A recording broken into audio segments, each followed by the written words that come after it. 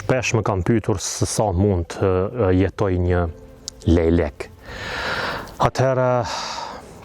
shkencëtarët kanë zbuluar se në disa rajone një lejlek ka arritur të